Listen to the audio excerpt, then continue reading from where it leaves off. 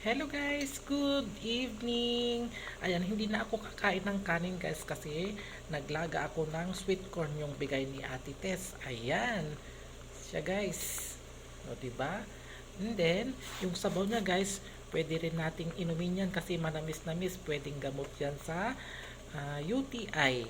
Nakakapagpa ah, bawas sa mga sakit natin sa dito sa ating pantog. Ito nakakatulong sa atin kung may UTI ka, uminom ka ng sabaw ng pinaglagaan ng mais. Napakaganda ito guys. Ayan, may tips na naman kayong natutunan guys. Ayan, so ayan, um, okay na itong ating sweet corn. So, yan na ang aking panggabi. Hindi na ako kakain ng kanin. Sapat na yan sa akin. So, yan guys. Huwag niyong itapon yung sabaw guys. Nalaman nyo na kung anong kahalagaan ng sabaw ng pinaglagaan ng mais. Thank you for watching.